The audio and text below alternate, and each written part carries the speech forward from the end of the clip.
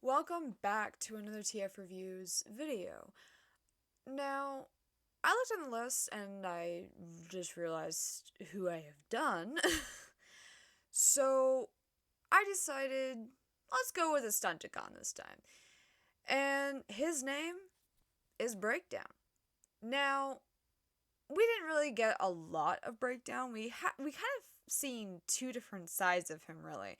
We saw his arrogant racer side, um, like in a couple of episodes in season one, but then closer to the end, we get this tool of a Assumpticon.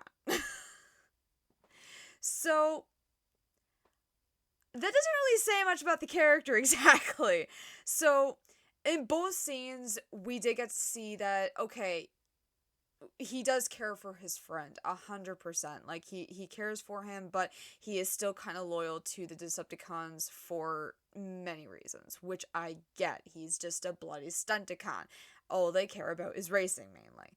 And that's basically what he was thinking in the last episode that he was in. Um, so in the episode that he first appeared in, his voice actor was fantastic. I love him. Like whoever voices him, good choice. um, Now with Breakdown's attitude, it seems like I don't know, like it seems a little in between of something else and then Transformers Prime. I think that something else might be G1, but I don't remember very many episodes with breakdowns, unfortunately, which makes me upset because I love breakdown. Um, Now, with Transformers Prime, he is like this arrogant blowhard, who loves being part of the Decepticons and all that. Doesn't really deal with any racing or anything like that. But that's basically where the arrogant part comes from, in my opinion. It's just Transformers Prime, even though he's a lovable bug in in that show.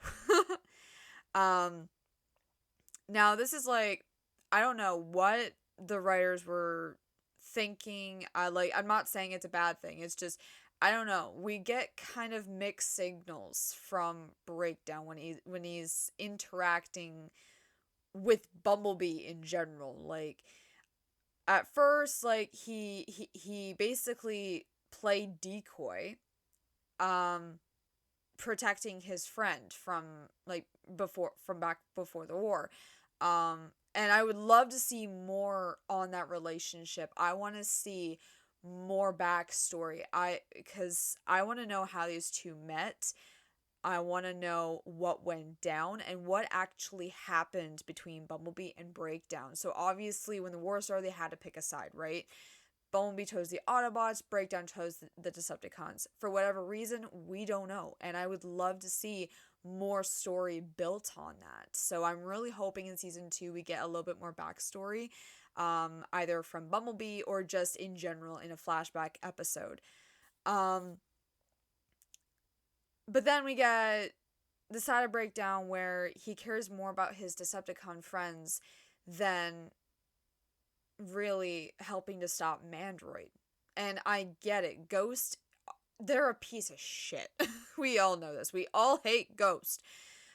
What they're doing secretly with the Decepticons is inhumane and honestly breaks, I think, a lot of human laws. um, it's just sad. Especially when they're now partnering up with Mandroid and is using them as lab rats. That is, I don't know how many words I could easily use, but the first thing that really comes to mind is it's disgusting. Like, think about it. Like, if you were a Cybertronian and you saw your people locked in these cells and just being mind controlled out of their will. Like they see everything, but they just can't control any of it. They can't control their actions. So they're seeing people that they love get hurt. And you're seeing your friend go through this and it's sad. Like with the war, okay, I hate bringing in politics, I really do.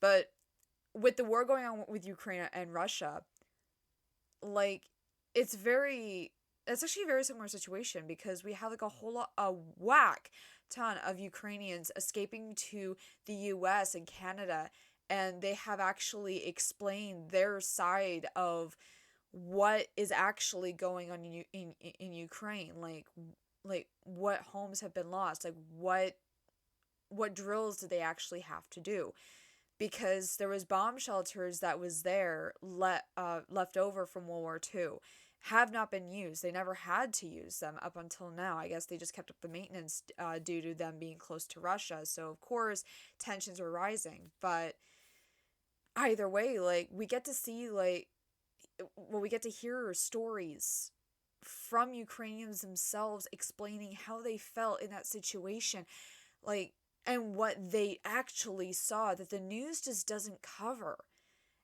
And it's just insane.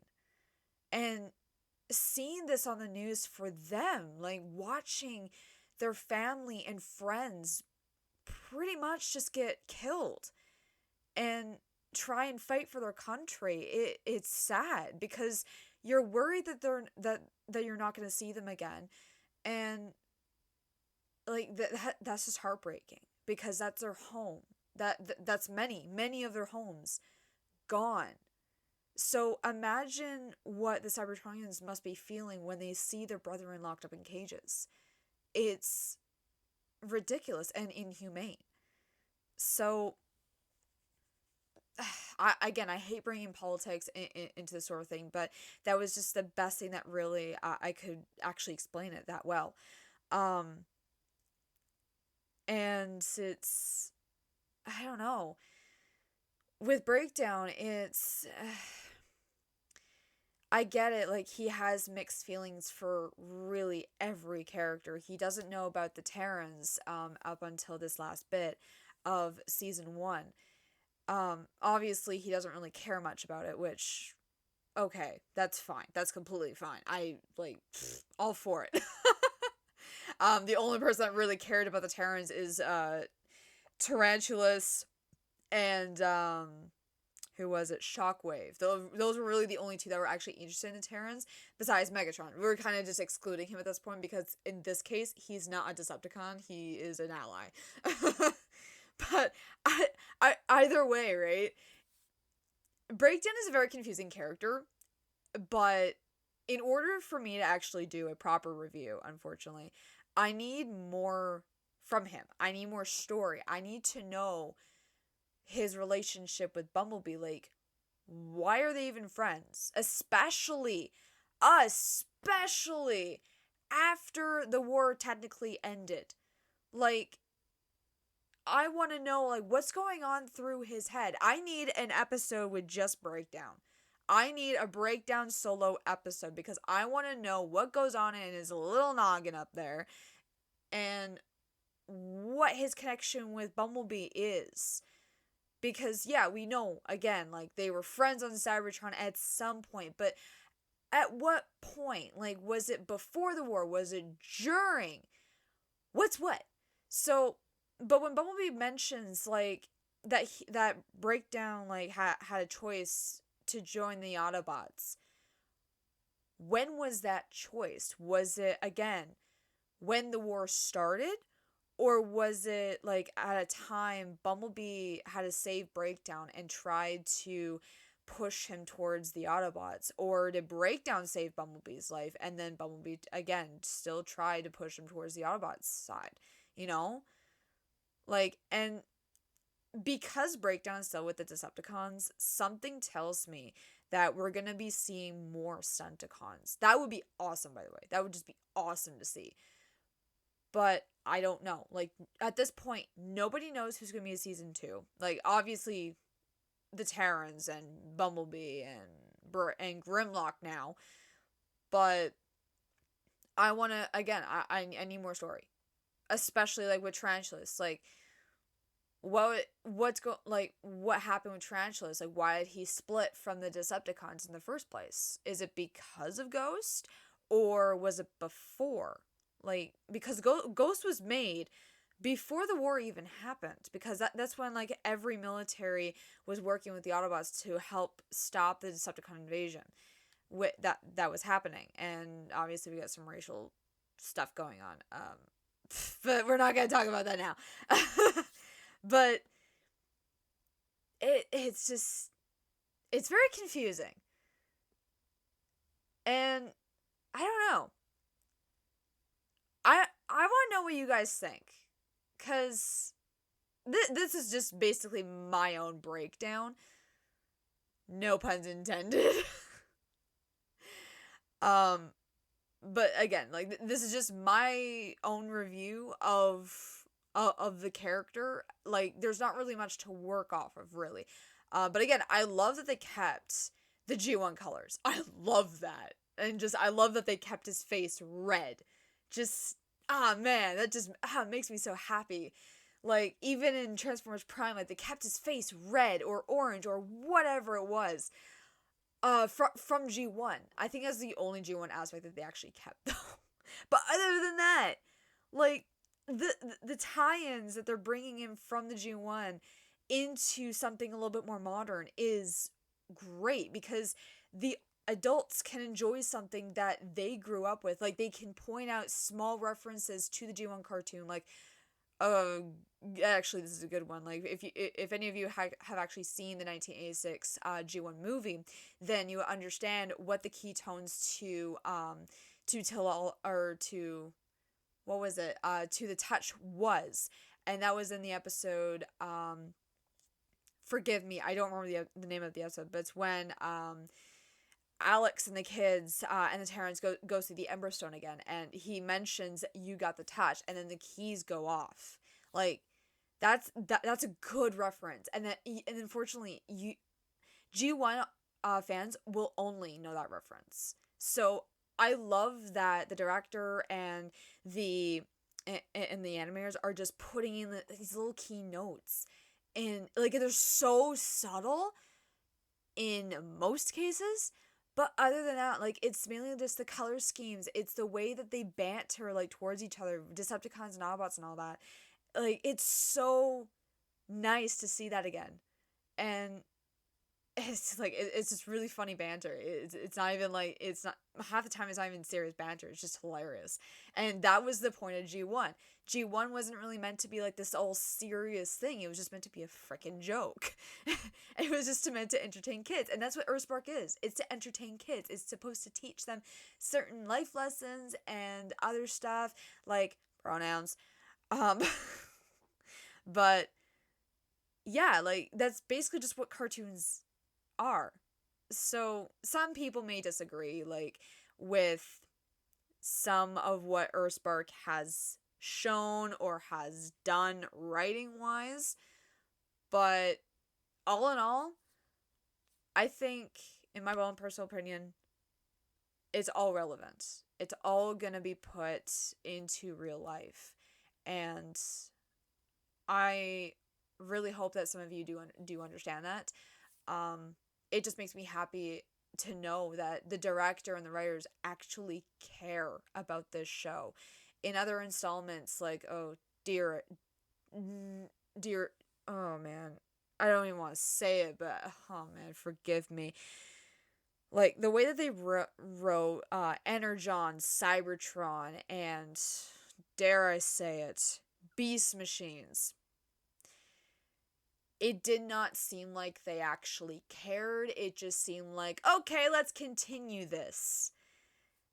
That's not what it feels like with Earthspark. It really feels, especially with the actors, it really feels like they really care about these characters and the story that's going on. Like, they want to keep the plot going for as long as they can. And I really hope, because, like, in a lot of Transformers shows, we only got 3 seasons,